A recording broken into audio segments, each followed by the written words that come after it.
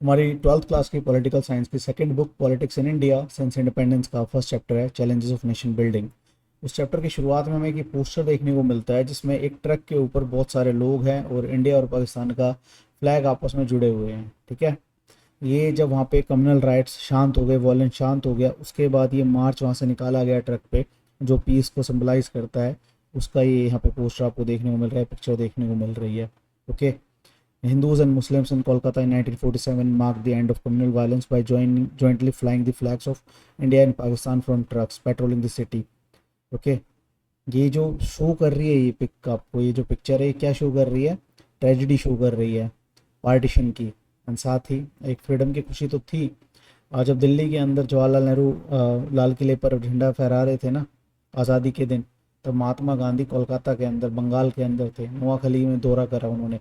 वहाँ पे काफ़ी बड़े स्केल पे वायलेंस देखने को मिला। पंजाब एंड बंगाल सबसे ज़्यादा अफेक्टेड स्टेट्स थे इसके वायलेंस के, कम्युनल वायलेंस के। एंड इन्हीं दो स्टेट्स का बड़े स्केल पे बंटवारा भी हुआ, वो आगे हम चैप्टर में देखेंगे। तो चैप्टर की शुरुआत करते हैं। ये चैलेंजेस की बात यहाँ पर हो रही है, मेनली तीन चैलेंज थे। ठीक है, मैं आप लोगों को बता चुका हूँ। फर्स्ट ऑफ ऑल, नया नया देश एक आज़ाद हुआ है, कॉमन सेंस यूज़ करनी है। एक नया नया देश आज़ाद हुआ है और काफ़ी लंबे टाइम तक गुलामी में रहा, वो करीब 200 साल का ब्रिटिश रूल था हमारे ऊपर। फाइनेंशियल हालत काफ़ी बुरी थी। तो हमें पहले क्या मेक श्योर करना है? हमें मेक श्योर करना है डेवलपमेंट। तो सबसे बड़ा चैलेंज क्या है? डेवलपमेंट। एंड डेवलपमेंट कैसे होगा? पीस उसके लिए नेसेसिटी है, डेवलपमेंट के लिए स्टेबल गवर्नमेंट की ज़रूरत है। गवर्नमेंट कैसी? जो जनता की बात सुने, जनता के हक की बात करे। तो एक डेमोक्रेसी की बात, तो डेमोक्रेसी स्टैब्लिश करके रखना, उसे चलाना। आप देख सकते हैं इंडिया के पड़ोस के अंदर साउथ एशिया रीजन के अंदर आप देखें, नेपाल एक मोनार्की था, मालदीव से एक सल्तनत हुआ करता था, पाकिस्तान के अंदर आर्मी ने कैप्चर कर लिया था, वहाँ की सरकार को हटा दिया था। बांग्लादेश के अंदर भी सेम सिनेरियो देखने को मिला। इलेक्टेड गवर्नमेंट को हटा के फिर आर्मी का रूल आता है, फिर बाद में उसे भी हटाया जाता है। एंड काफ़ी लंबे टाइम बाद वहाँ पे डेमोक्रेसी स्टैब्लिश हुई थी। श्रीलंका के और भारत के अंदर ही हम बोल सकते हैं कि डेमोक्रेसी थी, बट श्रीलंका के हालात आज की डेट में काफ़ी ख़राब हो चुके हैं। तो इंडिया ही एक तरीके से एक ऐसा देश है इस पूरे रीजन के अंदर जिसने आज़ादी के बाद से अपना जो डेमोक्रेसी है उसको मेंटेन करके रखा है, सिवाय एक इंसिडेंट के, वो है इमरजेंसी, जिसके बारे में हम आने वाले चैप्टर्स में अच्छे से डिटेल में बात करेंगे। ठीक है, तो पहला चैलेंज डेवलपमेंट करना, दूसरा चैलेंज क्या था? डेमोक्रेसी को एस्टैब्लिश करके रखना, एंड थर्ड इस नए देश को यूनाइट करके रखना। नया देश तो नहीं, नया देश तो पाकिस्तान था, इंडिया पहले से एग्जिस्ट कर रहा था, हमारा भारत हिंदुस्तान। उसमें पर प्रॉब्लम क्या थी कि काफ़ी ज़्यादा वहाँ पर लोग बटे हुए थे, भाषा को लेके, कल्चर को लेके। जो डाइवर्सिटी थी ना, यूनिटी इन डाइवर्सिटी, जिसकी बात पंडित नेहरू अपनी बुक डिस्कवरी ऑफ इंडिया में करते हैं, वो डाइवर्सिटी एक बेहतर पहलू है वहाँ पर हमारे कल्चर का। जो हमारे पास मल्टीपल कल्चर है, मल्टीपल कुजीन्स है, वो सब, बट वो वहीं पे साथ में कुछ चैलेंजेस भी लेके आते हैं। इसमें सेपरेटिज्म, लिंग्विस्टिक बेसिस पे नई नई स्टेट्स की डिमांड, वो सब वहाँ पर। तो इंडिया को यूनाइट करके रखना, डेवलपमेंट करना और डेमोक्रेसी मेंटेन करना, ये चैलेंजेस थे इंडिया के सामने, मेन तीन चैलेंजेस। ठीक है, एंड पंडित नेहरू का एक फेमस स्पीच है ट्रिस्ट विद डेस्टिनी। ये उन्होंने 14-15 अगस्त की मिडनाइट को दिया था। ठीक है, आज़ादी के बाद, ट्रिस्ट विद डेस्टिनी, भाग्यवधु से चीर प्रतीक्षित भेंट, हिंदी मीडियम के स्टूडेंट्स के लिए मैं बता दूं। तो ये काफ़ी फेमस उनका स्पीच है जिसके बारे में कई बार एमसीक्यूज में पूछा जाता है। ओके, ये पंडित नेहरू लाल किले से झंडा फहरा रहे हैं, सामने जामा मस्जिद है। तो यहाँ पर ये कुछ न्यूज़पेपर की क्लिपिंग्स है तब की, end of 200 years old British rule in India. ठीक है, ये जो अब वहाँ पे शायद उस टाइम के पीएम है एटली, एंड ये शायद माउंट बेटन है, ऐसा लग रहा है मेरे को, आई एम नॉट श्योर। अब थ्री चैलेंजेस मैं आपको अच्छे से बता चुका हूँ। यहाँ पर एक कोट देखने को मिल रहा है, कोट किया गया है महात्मा गांधी को, tomorrow we shall be free from the slavery of the British domination, but at midnight India will be partitioned. Tomorrow will there be a day of rejoining as well as mourning, कि मतलब एक खुशी का दिन भी होगा और गम का दिन भी होगा। ठीक है, मॉर्निंग, वो सुबह वाला मॉर्निंग नहीं, मॉर्न करना मतलब अब कैसे बताएं कि किसी की जैसे डेथ पे कोई रोता है बिलक बिलक के, वो चीज़ यहाँ पर आ रही है। ठीक है, तो ये उन्होंने कहा था, कोलकाता में थे तो वो ये चले गए थे वहाँ पर। इन्होंने आज़ादी का जो दिन है वो दिल्ली में रह के नहीं मनाया कि इन्होंने कुछ सेलिब्रेट किया हो, ये वहाँ पे सड़कों पर थे। बंगाल के अंदर नोआखली का इन्होंने दौरा किया, कलकत्ता का दौरा किया, वहाँ पर जो दंगे हो रहे थे उनको रोकने की इन्होंने वहाँ पे कोशिश की, काफ़ी हद तक कामयाब भी हुए। ठीक है,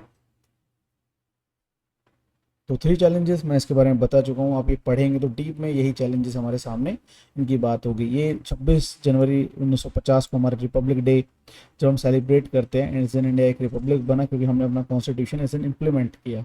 ठीक है, ये 3 स्टैंप जारी की गई थी जिसपे चरखा बना हुआ है। ठीक है, जो गांधी जी के आदर्शों को शो करता है, लघु उद्योगों की बात करता है भारत के। ये फसल कि इंडिया के एग्रीकल्चर इकोनॉमी रहा है स्टार्टिंग से, कृषि प्रधान देश है, उसको शो करता है। यानी ये शो करता है हमारी कल्चर को, बोल रहे हैं हमारी आवाज़ को जो बुलंद हो चुकी है उसको यहाँ पर। ठीक है, ये 3 पोस्टल स्टैम्प्स हैं, उनका यहाँ पे जिक्र देखने को मिलता है। कायदे आज़म बोला जाता है मोहम्मद अली जिन्ना को, एंड जो काफ़ी बड़ा क्रूशियल रोल प्ले करा है इन्होंने पाकिस्तान को बनाए जाने का। ठीक है, पहले काफ़ी एक देशभक्त किस्म के इंसान हुआ करते थे, बट बाद में ये मुस्लिम लीग के एक तरीके से वहाँ पर आप बोल सकते हो हेड बनते हैं, एंड उसके बाद से काफ़ी बड़ा चेंज देखने को मिलता है इनकी पर्सनालिटी के अंदर, एंड ये सपोर्ट करते हैं टू नेशन थ्योरी को। इसके बारे में भी हम आगे जानेंगे। यहाँ पर फैज़ अहमद फैज़ साहब का जिक्र देखने को मिलता है जो काफ़ी फेमस पोएट रहे हैं। ठीक है, उन्हीं ये पोएम है द डॉन ऑफ फ्रीडम। ठीक है, इसका यहाँ पर जिक्र देखने को मिल रहा है। बाकी उर्दू में लिखते थे, ये उसका ट्रांसलेशन है।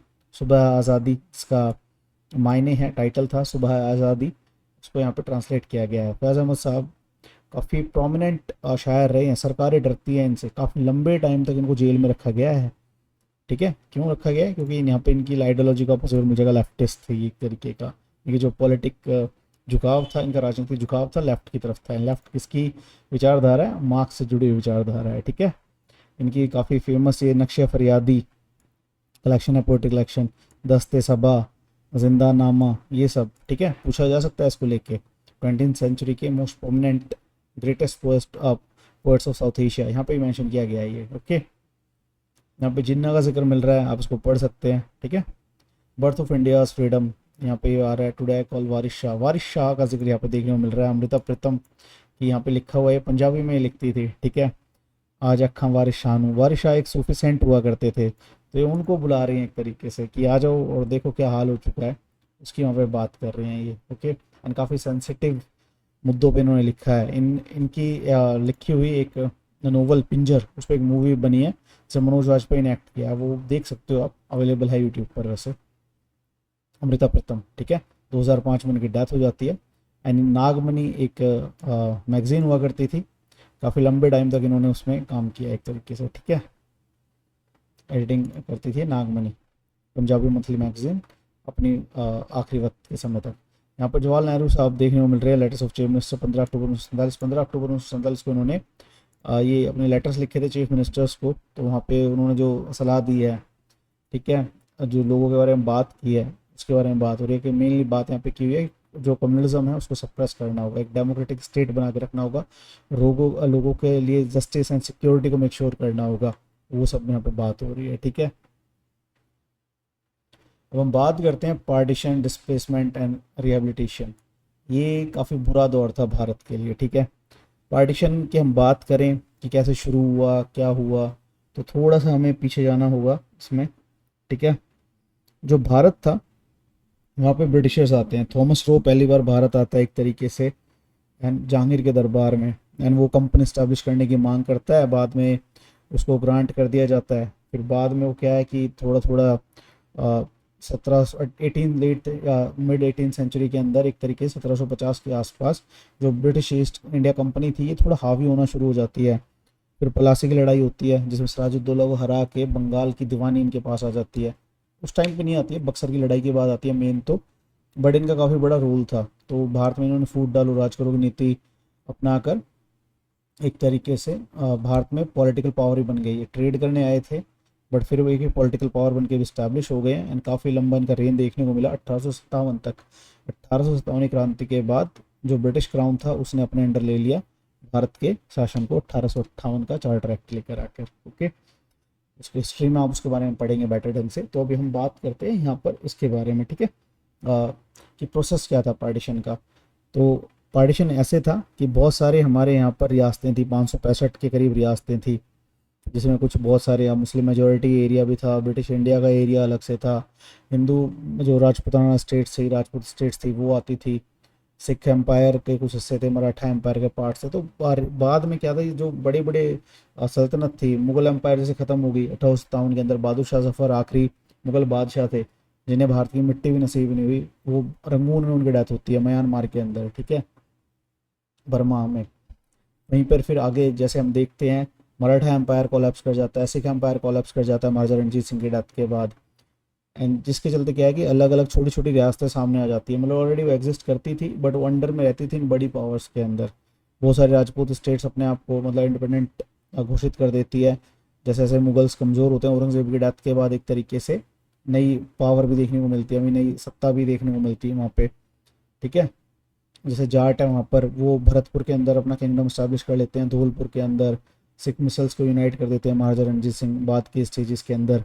तो बहुत सारी रीजनल पावर्स बढ़ के आ जाती है कमज़ोर मुगल साम्राज्य के बाद। मराठा एम्पायर भी एक तरीके से टूट चुका था काफ़ी सारी लड़ाइयाँ लड़ने के बाद। बट यहाँ पर क्या गलती करते हैं, ब्रिटिशर्स को हल्के में लेते हैं। एंड ब्रिटिशर्स क्या करते हैं, फूट डालो राज करो की नीति अपनाते हैं एंड सारे प्रिंसली स्टेट्स को धीरे धीरे करके अपने कंट्रोल में ले जाते हैं। एंड बाद में पूरा एक तरीके से एंड होने तक ज़्यादातर जो म्यूनसिपैलिटीज़ थी, रियासतें थी, वो ब्रिटिश इंडिया के अंदर आ जाती हैं। ओके, ये प्रॉब्लम थी काफ़ी बड़ी। फिर इसके बाद क्या होता है कि जैसे भारत की आज़ादी शुरू होती है, की लड़ाई शुरू होती है, काफ़ी सारे आंदोलन हुए, ठीक है। मेजर गांधी जी के 3 आंदोलन थे, जिसमें असहयोग आंदोलन, ठीक है, काफ़ी ज़्यादा सिविल डिसोबीडियंस मूवमेंट की हम बात करते हैं, ओके, वही असहयोग आंदोलन है। एंड आपका डांडी मार्च देखने को मिलता है, नमक सत्याग्रह के नाम से जाना जाता है, सत्याग्रह। ये सारे कॉन्सेप्ट गांधी जी लेके आते हैं इंडिया के अंदर जो वापस आते हैं। तो यहाँ पर क्या चल रहा होता है उस टाइम का जो इंडिया का सिनेरियो था, एक तरफ कांग्रेस थी जो एक यूनाइटेड इंडिया की बात करती थी, दूसरी तरफ मुस्लिम लीग थी जो बात करती थी एक अलग देश की मुस्लिमों के लिए, ठीक है। तो इनके बीच का एक कॉम्पिटिशन, एक कॉन्फ्लिक्ट बढ़ते बढ़ते बाद में जाके पहुंचता है टू नेशन थ्योरी के ऊपर, जिसको कांग्रेस खारिज कर देती है। महात्मा गांधी इसके बिल्कुल भी पक्ष में नहीं थे, बट एट द एंड ये होके रहता है। एंड इसमें मुस्लिम लीग का बहुत बड़ा रोल है, ठीक है। ये वहाँ पे प्रोपोगंडा फैलाते हैं कि जो कांग्रेस है वो हिंदुओं की पार्टी है, एंड जिसके चलते है ना हमेशा से अनदेखा होगा यहाँ पे, कोई मुस्लिम उतनी बड़ी संख्या में नहीं है, और अगर डेमोक्रेसी आएगी या कुछ भी आएगा तो उसमें फ़ायदा कांग्रेस को मिलेगा ना कि मुस्लिम लीग को मिलेगा। तो कहीं ना कहीं मोहम्मद अली जिन्ना की जो बोल सकते हैं सत्ता की भूख थी, उसके वो भी इसके लिए जिम्मेदार है, ठीक है। एंड कई बार दोनों को क्रिटिसाइज किया जाता है। राम मनोहर लोहिया यहाँ पर नेहरू को और जिन्ना को बहुत बड़ा जिम्मेदार मानते हैं पार्टीशन का। वो उनकी एक बुक है, अब मैं नेम तो रिकॉल नहीं कर पा रहा हूँ, बस वो 8 कारण बताते हैं एंड मेनली टारगेट करते हैं 2-3 पॉलिटिकल पार्टीज़ को, ठीक है, एक्सट्रीमिस्ट ग्रुप्स को, दोनों तरफ के हिंदू एंड मुस्लिम्स को भारत के पार्टीशन के लिए। ओके, आगे फर्दर किस चैप्टर में आएगा जिक्र, तो मैं आप लोगों के साथ उसके बारे में डिस्कस करता हूँ, थोड़ा बताऊँगा उसके बारे में। तो ये शुरू होता है यहाँ पर पार्टीशन की बात, इनके चलते यहाँ पर बाद में पार्टीशन होना तय हो जाता है। 1947 में 565 के करीब रजवाड़े थे, 26 जिसमें उड़ीसा में थे, 15 छत्तीसगढ़ के अंदर थे और 14 बड़े थे जिनमें, ठीक है। और सौराष्ट्र के अंदर बता रहा हूँ मैं, 14 बड़े रजवाड़े थे और 119 छोटे रजवाड़े थे। सौराष्ट्र से ये बोला जाता था कि 100 से ज़्यादा राष्ट्र, छोटी छोटी रियासतें, ये जो आज के गुजरात महाराष्ट्र वाला रीजन है इसके अंदर, ठीक है। ये कुल मिला के काफ़ी सारी रियासतें हुआ करती थी। इनके बीच वहाँ पे इनको एक ऑप्शन दिया गया कि भैया आप या तो पाकिस्तान के साथ चले जाओ या इंडिया के साथ चले जाओ या आप इंडिपेंडेंट रहो, ठीक है। इसी क्लॉज की वजह से बाद में हमें चैलेंजेस फेस करने को मिलते हैं हैदराबाद के अंदर, जम्मू कश्मीर के अंदर, जूनागढ़, मणिपुर, ये सब मेन प्रॉब्लम यहाँ पे क्रिएट करते हैं। यहाँ पर एक नाम आ रहा है, खान अब्दुल गफ्फार खान, जिन्हें सीमांत गांधी गांधी भी बोला जाता है, ठीक है। नॉर्थ ईस्ट फ्रंटियर एक provision, north western frontier province था पाकिस्तान के अंदर, जिसने आज वो खैबर पख्तूनख्वा उन्होंने बना दिया है। ये ये नाम से तब भी चल रहा था, इन्हें फ्रंटियर गांधी के नाम से जाना जाता है, ठीक है, सीमांत गांधी के नाम से। ये भी अपोज करते थे टू नेशन थ्योरी को, ये नहीं चाहते थे कि भारत का बंटवारा हो, बट इन्हें झुकना पड़ा क्योंकि ये उस टाइम का पाकिस्तान वाली तरफ का एरिया था, वहाँ पे इनको सप्रेस कर दिया गया एंड फाइनली बंटवारा होता है। एंड जिसके बाद कम्युनल राइट्स पूरे देश में फैल जाते हैं, मास्कर देखने को मिलते हैं, लाखों की संख्या में लोग मारे जाते हैं, विस्थापित होते हैं। तो काफ़ी बुरा वो दौर था, ठीक है। यहाँ पर मंटो की एक कहानी भी थी शायद, अ, शायद आगे मिलेगी हमें, कॉन्सिक्वेंसेस ऑफ पार्टीशन। मैं आपको बता चुका हूँ कि कैसे, क्या रीज़न थे, क्या हुआ, वो मैं बता चुका हूँ आपको पहले ही। और कॉन्सिक्वेंसेस देखते हैं। पार्टीशन तो हो गया, उसके बाद सबसे बड़ी प्रॉब्लम आती है रेफ्यूजीज़ की, जो वहाँ से लोग आए हैं और यहाँ से जो लोग गए हैं उनके रहने खाने की व्यवस्था करना, ठीक है। तो बट व्यवस्था करने पे किसको ध्यान था, तो एट्रोसिटीज़ देखने को मिलती है वहाँ पर हमें। वो रेफ्यूजीज़ वगैरह जो यहाँ से जान बचा के पहुँच पाए वो बड़ी मुश्किलों में वहाँ पर जिए हैं। रेफ्यूजी कैंप में उनको रहना पड़ा है। भाग मिल्खा भाग अगर आप बायोग्राफी देखें मिल्खा साहब की, तो उसमें आपको एक रेफ्यूजी कैंप का सिनेरियो देखने को मिलेगा कि कैसे हालात थे वहाँ पर, ठीक है। किलिंग्स हो रही थी वहाँ पर, दूसरे रिलीजन दूसरे फेथ के लोगों को पकड़ पकड़ के चुन चुन के मारा जा रहा था। काफ़ी बुरा हाल था, ठीक है। ये मूवीज़ वगैरह में आपने देखा होगा, यहाँ पे ये दिखा रहे ट्रेन का जिक्र है, ट्रेन फुल ऑफ रेफ्यूजीज इन 1947।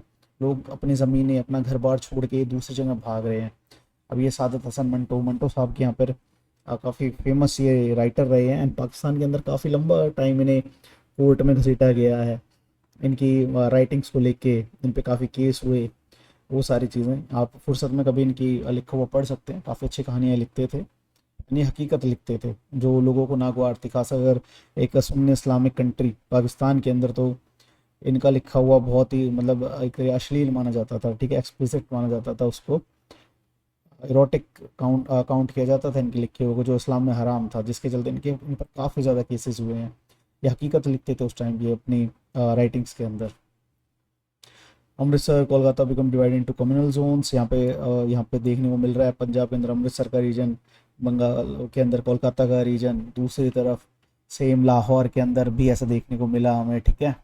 पाकिस्तान के एक हिस्से में आया जो बड़ा शहर लाहौर था। तो ये सब यहाँ पर है, ठीक है। सिख्स, हिंदूज, मुस्लिम्स, काफ़ी मारकाट यहाँ पे देखने को मिली। यहाँ पे गांधी जी नोआखली में घूम रहे हैं, बांग्लादेश के अंदर अभी नोआखली, ठीक है, 1947। तो इन्होंने वहाँ पे दंगे शांत करवा दिए जाके। काफ़ी फेमस ब्रिटिशर्स ने खुद इस चीज़ को कवर करा है कि दूसरी तरफ ब्रिटिश आर्मी होके, पुलिस होके, एक फोर्स वहाँ पे पंजाब में वो काम नहीं कर पाई जो एक अकेले निहत्थे आदमी ने बंगाल के अंदर कर दिया, दंगे शांत करवा दिए वहाँ पे जाके, ठीक है। फैमिली ऑनर के नाम पे बहू बेटियों को मारा गया कि इनकी इज्जत के साथ बुरा होगा तो इन्हें यहीं पे पहले ही मार दो, वो सारी चीज़ें। कभी डॉक्यूमेंट्रीज आप देखना, वहाँ पे लोग जिक्र करते हुए मिलेंगे, बताते हुए कि क्या हालात थे, बुजुर्ग लोग जो उस टाइम के जिंदा लोग थे, उन्होंने क्या किया, क्या मजबूरी उन्हें करना पड़ गया, वो सारी चीज़ें आपको वहाँ पे देखने को मिलेंगी। ये गर्म हवा एक मूवी है, यहाँ पे उसका जिक्र देखने को मिल रहा है, ठीक है। ये वहाँ पे भी सेट की गई है, वही सीन है। कैफी आज़मी का स्क्रीन प्ले है, एम एस सत्ती उसके डायरेक्टर रहे हैं, बलराज सानी साहब इसमें डायरेक्टर थे, ठीक है। वो सॉरी एक्टर थे वहाँ पर। ये देखने को मिल रहा है यहाँ पे Salim Mirza, shoe manufacture in Agra, increasingly find himself a stranger amid the people he has lived with all his life. क्या है कि ये जब कम्युनलिज्म बढ़ता है ना, सांप्रदायिकता बढ़ती है, तो ये ज़्यादा हो जाता है, ये लोग वो लोग ऐसे बढ़ जाते हैं, ये भूल जाते हैं कि हम काफ़ी लंबे टाइम तक एक साथ थे, एक दूसरे का सुख दुख बांट रहे थे, एक दूसरे की खुशी में हिस्सेदारी कर रहे थे, दुख में से शामिल हो रहे थे। बट ये पॉलिटिकल, मैं बोलता हूँ जो इविल है, पॉलिटिकल इविल बोला जाता है कम्युनलिज्म को एक तरीके से, जब ये हावी होता है तो लोगों के माइंड्स को मैनिपुलेट कर देता है, लोगों को मैनिपुलेट कर देता है, ब्रेन वॉश कर देता है, नफरत भर देता है, जिसके चलते वो सब भूल के नफरत की आग में खुद भी जलते हैं, एंड जिस पे बहुत सारे नेता अपनी रोटियां सेकते हैं। आई होप आपको समझ में आया होगा ये महात्मा गांधी सेक्रीफाइस, इसका भी जिक्र देखने को मिलेगा। बाकी मैं थोड़ा आप लोगों को इसके, चलो ये पढ़ लेते हैं। 15 अगस्त 1947 को गांधी जी, मैंने बताया जैसा कि पार्टिसिपेट नहीं किया इन्होंने किसी भी सेलिब्रेशन के अंदर, ये कोलकाता के अंदर चले गए थे, जो हिंदू मुस्लिम राइट्स के अफेक्टेड एरिया थे, इन्होंने वहाँ पे इनका दौरा किया वहाँ पर, ठीक है। तो इसके बाद में वहाँ पर एक काफ़ी फेमस, शायद मैं नाम भूल रहा हूँ, कलकत्ता का कसाई के नाम से जाना जाता है शायद उस इंसान को, वो वहाँ पर गांधी जी के सामने अपने हथियार डाल देता है, एंड फिर वहाँ पे पीस इस्टेब्लिश करने के काम पे लग जाते हैं लोग हिंदू मुस्लिम मिलकर। तो ये जिक्र मिलती है, शायद इसके अंदर होगा। Next month Gandhi move to Delhi, ठीक है। ये वहाँ पे भी दंगे भड़क रहे थे, पूरे देश में दंगे भड़क रहे थे जैसा हमको पता है। हम्म, इनको मतलब जाने नहीं दिया था, पंजाब जाना चाह रहे थे क्योंकि वहाँ पर भी दंगे हो रहे थे, तो बट जाने नहीं दिया इनको वहाँ पर, बीच में रोक लिया था, दिल्ली के अंदर रोक लिया गया था इनको, ठीक है। तो ये बाद में 30 जनवरी 1948 को नाथूराम विनायक गोडसे गांधी जी को मार देता है, असैसिनेट कर देता है गांधी जी को, जिसके बाद में काफ़ी एक तरीके का क्योटिक सिनेरियो था वो। राष्ट्रपिता जैसे जिन्हें बोला जाता है गांधी जी को, अब बहुत सारे लोग बोलेंगे फादर ऑफ द नेशन, राष्ट्रपिता गांधी जी को क्यों बोला जाता है? तो आप एक बार सोच के देखें कि एक निहत्था आदमी है, वो दंगे शांत करवा देता है। एक निहत्था आदमी ना हथियार उठाता है ना कुछ कहता है, और वो उसकी एक आवाज़ पे लाखों लोगों की भीड़ सड़क पर आ जाती है। ठीक है, तो कुछ तो बात होगी उसमें। बाद में जो नाथुराम विनायक गोडसे थे, ये थोड़े एक एक्सट्रीमिस्ट विंग के थे। ये मानते थे कि बंटवारे का जिम्मेदार जो गांधी जी है, बंटवारे के जिम्मेदार गांधी जी हैं, जिसके चलते अगर वो चाहते तो बंटवारा नहीं होता। एंड ये मुस्लिम से सपोर्टर एक तरीके से, ये गोडसे का मानना था। एंड वो इसके चलते गोली मार के हत्या कर देते हैं गांधी जी को। इनका काफ़ी फेमस, इन्होंने कहा था मैंने गांधी को क्यों मारा, वाई आई किल्ड गांधी। अ, इनका ये कोर्ट के अंदर जिरह में जो बोलते हैं वहाँ पर इन्होंने बताया था। तो वो है, बाद में इनके भाई ने उसको पब्लिश वगैरह किया है। तो ये सब है। तो ये गांधी की डेथ के बाद के अखबार की क्लिपिंग्स है कि किस तरीके से महात्मा शॉट डेड। तो ये सब यहाँ पे देखने को मिल रहा है। चलो अब आगे चलते हैं, इंटीग्रेशन ऑफ प्रिंसली स्टेट्स। ठीक है, अभी ये बताता हूँ मैं कि प्रिंसली स्टेट्स को मैं आप लोगों को बता चुका हूँ प्रॉब्लम क्या थी, प्रिंसली स्टेट्स क्या थे, रजवाड़े थे। प्रॉब्लम क्या थी मैं आप लोगों को बता चुका हूँ कि वहाँ पे ब्रिटिशर्स की पॉलिसी वहाँ पर कि ये बोला कि भाई आप या तो आज़ाद हो जाओ, आज़ाद रहो, या पाकिस्तान में चले जाओ या इंडिया में चले जाओ। स्टिल ब्रिटिशर्स जहाँ पर भी छोड़ कर गए हैं तो ये प्रॉब्लम छोड़ कर गए हैं अपने पीछे। बॉर्डर टेंशन, बॉर्डर डिस्प्यूट देखने को मिलेगा, चाहे आज की डेट में इसराइल पैलेस्तीन का इशू हो, भारत पाकिस्तान का इशू हो, इंडिया चाइना इशू हो, सब कहीं ना कहीं ब्रिटिशर्स का छोड़ा हुआ फसाद ही है ज़्यादातर जगह पर। ठीक है, एंड मैं प्रॉब्लम्स इन सबको डिस्कस करने से पहले एक प्रोमिनेंट फिगर के बारे में बात कर लेता हूँ जिनका नाम है सरदार वल्लभ भाई पटेल। ठीक है, इनको आयरन मैन ऑफ इंडिया बोला जाता है, भारत के लौह पुरुष, क्योंकि इन्होंने पूरे भारत को एक करने का काम किया है, इंडिया को यूनाइट करने का काम किया है। इन बिखरी हुई रियासतों को जोड़कर जो आज हमें भारत दिख रहा है वो हमारे सामने रखा सरदार वल्लभ भाई पटेल ने और मैनन साहब ने। ठीक है, तो चलिए अब बात करते हैं द प्रॉब्लम। प्रॉब्लम मैं आप लोगों से ऑलरेडी डिस्कस कर चुका हूँ। ये मैप है उस टाइम का, आप लोग रखा हो जम्मू कश्मीर, गिलगित का एरिया। ठीक है, north west frontier, Punjab Baluchistan, Sindh, Khairpur, Bahawalpur, Rajputana, Ajmer, Mewar, Gujarat, ये सब ये ब्रिटिश इंडिया के पार्ट हुआ करते थे, जो येलो येलो है। ठीक है, एंड ये बाकी प्रिंसिपल स्टेट्स थे जो एक तरीके का डायरेक्ट कंट्रोल तो नहीं था ब्रिटिशर्स का इनके ऊपर, बट इनके रेसिडेंट रहा करते थे वहाँ पर इनकी रियासतों में, जिसका दखल होता था वहाँ की इंटरनल पॉलिटिक्स के अंदर, क्योंकि इन्होंने ब्रिटिश क्राउन को स्वीकार कर लिया था। दैट्स वाई ये पूरे एक तरीके के किंगडम्स नहीं थे, प्रिंसली स्टेट्स थे। ठीक है, किंगडम था ब्रिटिश किंगडम, बात की जाए यूनाइटेड किंगडम। तो ये है यहाँ पर, अब आई होप आपको समझ में आया होगा ये। तो अब हम गवर्नमेंट क्या करती है यहाँ पर कि भाई गवर्नमेंट ने देखा यार ये तो प्रॉब्लमेटिक सीन है, कैसे रियासतें एग्री करेंगी एंटर करना इंडिया के अंदर, कैसे स्वीकार करेंगे वो सारी चीज़ें, और किस तरीके से हम इनको लेकर आएँ, क्या अप्रोच रहेगी, किस तरीके से काम करें। ठीक है, देन यहाँ पर बात हुई कि भाई ऐसा करते हैं कि हम रियासतों से जाके बात करते हैं एंड भारत में विलय की शुरुआत करवाते हैं इनसे। तो वहाँ पर एक डॉक्यूमेंट बनाए गए, instrument of accession and instrument of merger. Instrument of accession जिसका जिक्र आपको यहाँ पे दिख रहा होगा, इसका काम ये था कि एक्सेस करना, मतलब किसी को आज्ञा दे देना, परमिशन दे देना, एक्सेशन वो है। जैसे आप किसी को अपने घर में एक्सेस दे रहे हो, तो वो वाली चीज़ है कि आपके घर में आ सकता है कोई इंसान। तो ये बात हो रही है कि गवर्नमेंट ऑफ इंडिया एक तो इंस्ट्रूमेंट ऑफ एक्सेशन साइन करवाएगी जिससे उस रियासत के अंदर, उसकी टेरिटरी के अंदर जा सकते हैं। ठीक है, एंड फिर बाद में इंस्ट्रूमेंट ऑफ मर्जर, जिसका मर्जर मतलब ये है कि विलय हो जाना, कि मिला ही देना भारत के अंदर, फिर वो प्रिंसिपल स्टेट रही ही नहीं। ओके, यहाँ पर दो ये इंस्ट्रूमेंट थे, instrument of accession and instrument of merger.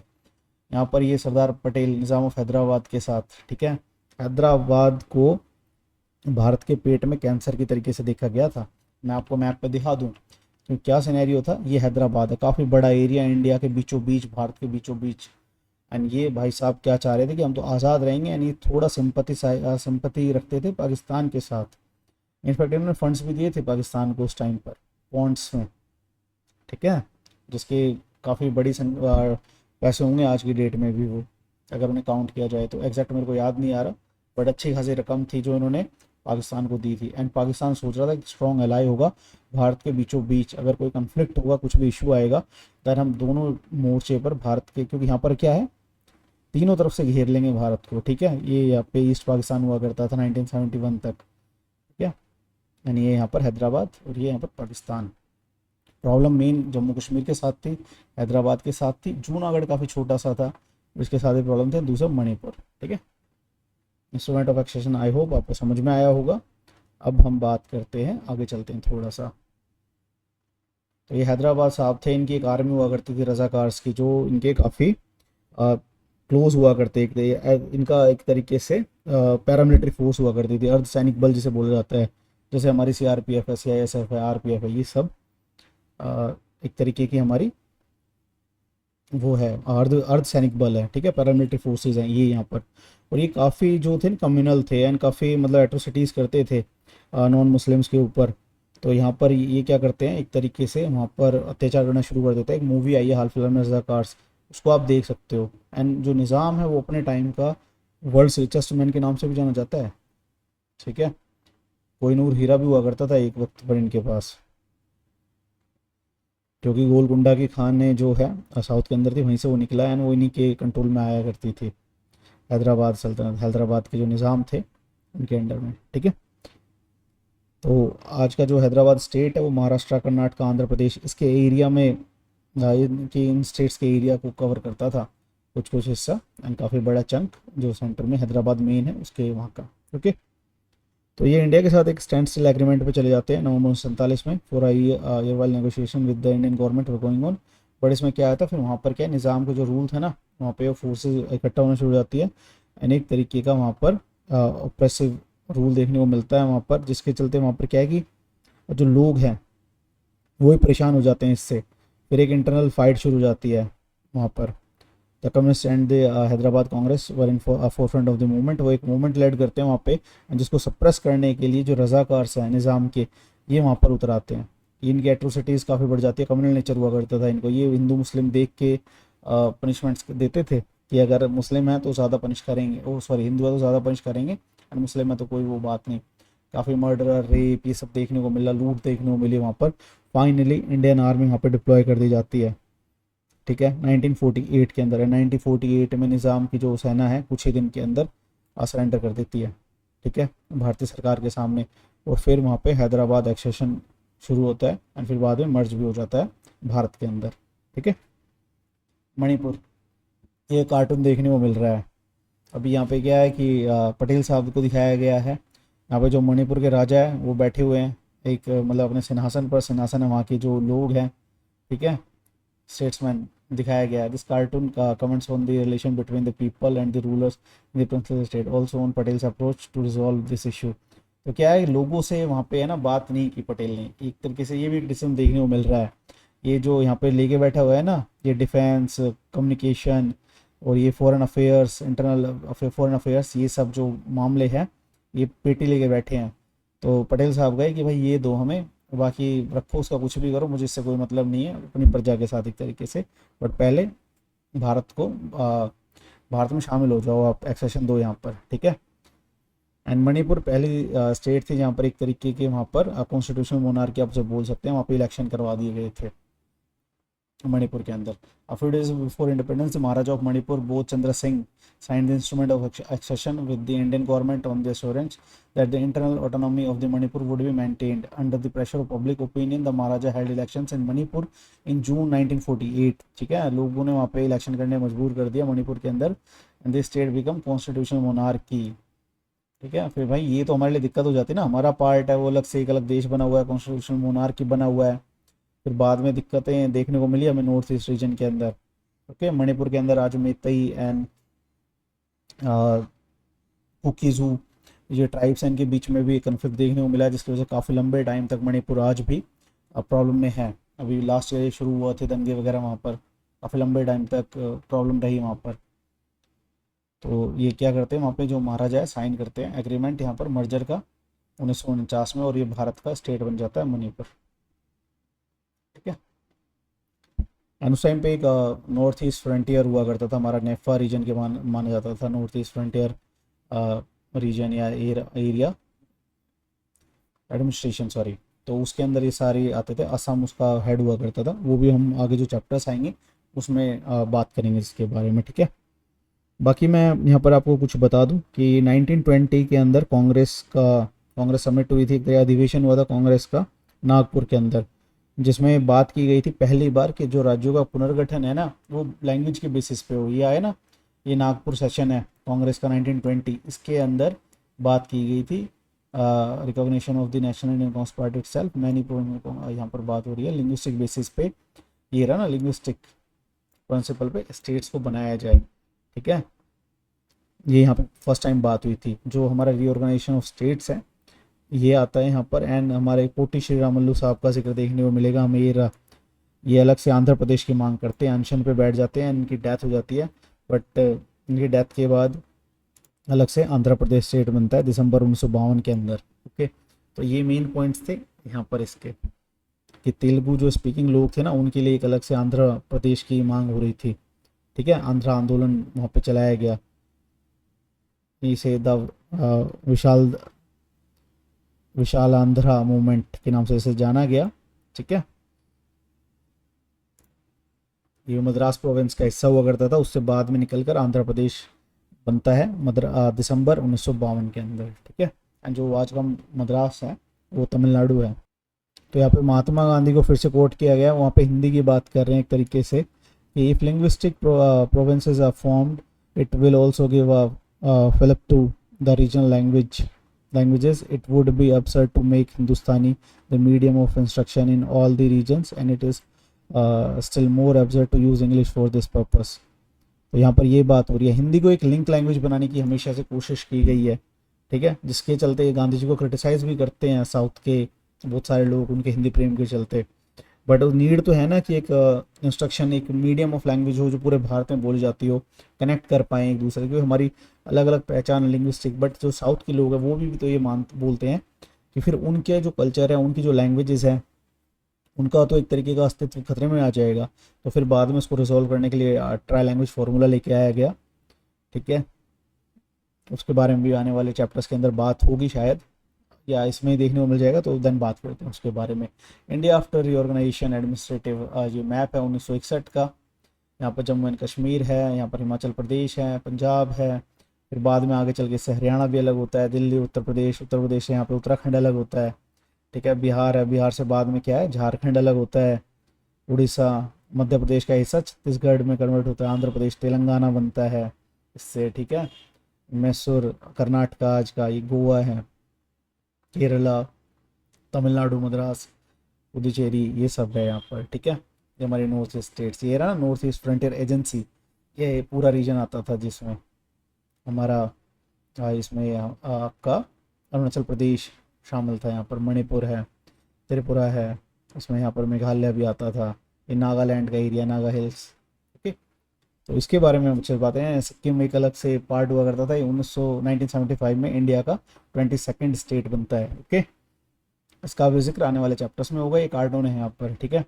तो यहाँ पर नेहरू साहब हैं, उनके सामने प्रॉब्लम आ रही है, struggle of survival captures contemporary impression of the demand for linguistic states, ठीक है। महागुजरात, ये मैं पढ़ नहीं पा रहा क्या लिखा हुआ है, ठीक है। ये महाराष्ट्र की यहाँ पे बात हो रही है, ये विशाल आंध्रा, ये सब मूवमेंट्स वो दिखा रहे हैं कि उनके सामने चैलेंजेस आ गए काफ़ी ज़्यादा लिंग्विस्टिक। अगर उन्हें एक स्टेट बनाया तो उसके बाद फिर उन्हें प्रॉब्लम आएगी। देन उसके चलते वहाँ पे क्या है कि एक स्टेट रीऑर्गेनाइजेशन कमीशन एस्टेब्लिश किया जाता है 1953 के अंदर। जो उसकी रिपोर्ट्स वगैरह आती है ये सबमिट करता है। एक्ट वाज अच्छा इस रिपोर्ट्स के बेसिस पे स्टेट रीऑर्गेनाइजेशन एक्ट वाज पास इन 1956। तो स्टेट रीऑर्गेनाइजेशन एक्ट कब पास हुआ, 1956 में हुआ, जिसके बाद 14 स्टेट और 6 यूनियन टेरिटरीज को बनाया गया। तो आई होप आपको समझ में आएगा। पोटी श्री रामल्लू, इनके बारे में हमने जिक्र कर लिया है।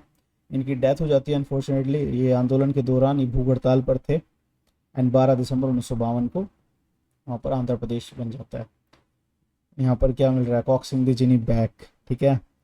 ये 5 फरवरी 1956, ये उसको चलते हैं यहाँ पे state reorganisation commission would contain the genie of linguism. तो यहाँ बात हो रही है कि भाई ये जो उसने सलाह वगैरह दे दी है ना, ये वापस से उस जिन को बाहर निकाल देगा जो स्टेट ना जी, यहाँ पे बोतल है ये, या जार दिख रहा है ना, एसआर से लिखा हुआ है, स्टेट रिऑर्गेनाइजेशन कमीशन का ये जार है, इसको भाई निकाल दिया इन्होंने, जिनको भाषा के आधार पर राज्य की डिमांड को फिर से, तो ये देखने को मिला हमें फिर से बहुत ज़्यादा अलग अलग डिमांड शुरू हो गई। इसके चलते बाद में काफ़ी सारे राज्य बने हैं। हरियाणा को अलग किया गया पंजाब से 1966 के अंदर। ओके, तो ये सब इसके अंदर है। आंध्र आंदोलन आपको समझ में आया, ये स्ट्रगल फॉर सर्वाइवल कार्टून भी आपको समझ में आया होगा, कॉक्स एंड द जिनी ये भी आपको समझ में आया होगा। 1966 के अंदर पंजाब और हरियाणा, पंजाब से मतलब हरियाणा और हिमाचल प्रदेश को अलग किया जाता है। 1972 में आसाम से मेघालय को अलग किया जाता है। 1987 में मिजोरम और अरुणाचल प्रदेश बनते हैं। 1963 में नागालैंड, एंड सन 2000 के अंदर छत्तीसगढ़, उत्तराखंड और झारखंड। तो ये चैप्टर था, आई होप आप लोगों को समझ में आया होगा। कोई डाउट हो, कोई क्वेश्चन हो तो आप मुझसे पूछ सकते हैं कमेंट सेक्शन में भी और क्लास के अंदर भी।